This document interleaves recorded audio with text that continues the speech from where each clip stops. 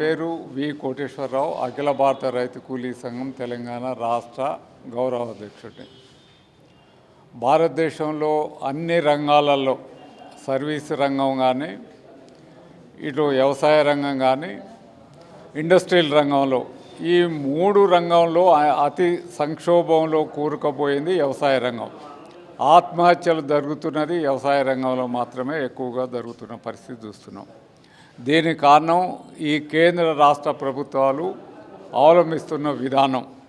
మేము ఎందుకంటే 1991 నుంచి నూతన ఆర్థిక విధానాలు ప్రవేశపెట్టిన తర్వాత నుంచి ఈ వ్యవసాయ రంగం క్రమంగా క్షీణిస్తున్న పరిస్థితి ఉన్నది.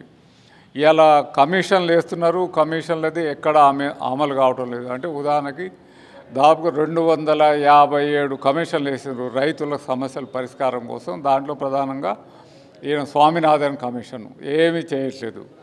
ఈ చట్టాలు తీసుకొచ్చారు. ఈ చట్టాలకు వ్యతిరేకంగా అఖిల భారత రైతు కూలీ సంఘం మాది చాలా ప్రధానమైన కీ రోల్. దాంట్లో అందరినీ కోఆర్డినేషన్ చేయడంలో, యూనిటీలో ఉంచడం కూడా చాలా కీ రోల్ పోషించి విజయాలు సాధించడం. ఆ స్పిరిటులో వివిధ రాష్ట్రాల్లో కూడా ఎస్కేఎం నాయకత్వంలో మేము మా సంఘం కూడా ఒక ప్రధానంగా స్వతంత్రంగా కూడా పనిచేస్తూ ఇవాళ రైతు ప్రధానంగా పంటలకి మద్దతు ధర సాధించుకోవడంలో ఒక కీ రోల్ ఇవాళ గవర్నమెంట్కి దగ్గరికి ఇవాళ రిప్రజెంట్ చేస్తున్నాం. అంటే A2+50% కాదు, C2+50% కావాలి. అంటే అన్ని రకాల ధరలకి కలిపి 50% కలిపి చేయాలనే ఒక ప్రధానమైన డిమాండ్ ద్వారా మాత్రమే వ్యవసాయ రంగాన్ని కాపాడుకోగలుగుతాము. ప్రస్తుత పరిస్థితులు అనేది కూడా మేము డిమాండ్ కోసం చేస్తున్నాం, దానికోసం పోరాడుతున్నాం. ప్రోగ్రాంలు దాంట్లో ఇదొకటి నిన్న ఇవాళ తీసుకున్న ప్రోగ్రాంలు కూడా దాంట్లో భాగం అనేది మీకు తెలియజేస్తున్నాం. వెంకన్నండి, ఏఐకేఎంఎస్ రాష్ట్ర ప్రధాన కార్యదర్శిని. నిన్న ఈరోజు అఖిల భారత రైతు కూలీ సంఘం రాష్ట్ర కార్యవర్గ సమావేశం వరంగల్లో జరిగింది.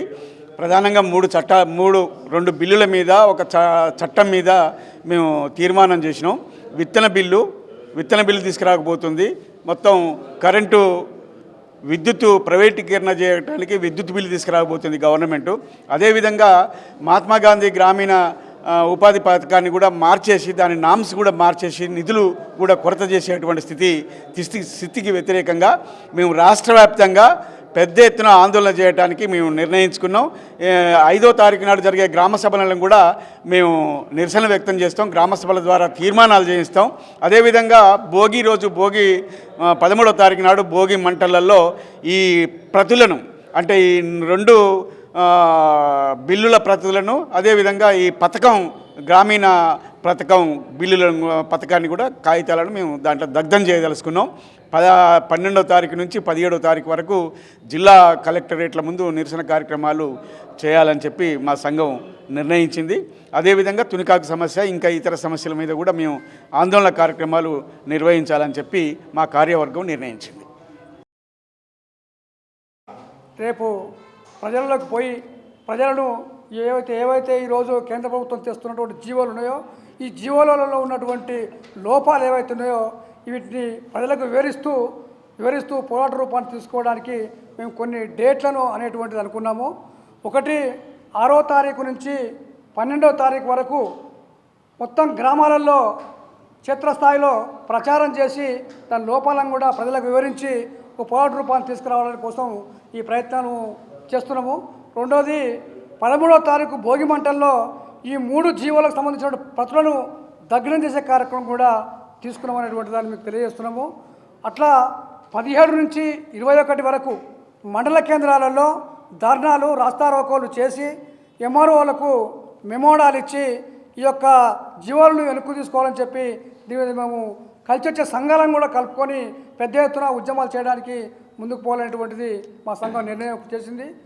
మూడోది 22, 23, 24 తేదీలలో జిల్లా కేంద్రాలలో ధర్నాలు, రాస్తారోకోలు చేస్తూ కలెక్టర్లకు మెమోడం ఇచ్చి దీన్ని నిరంతరం పోరాటంగా ఈ యొక్క జీవోలు మొత్తం వెనుక తీసుకునే వరకు ఈ పోరాటాన్ని కొనసాగిస్తాము.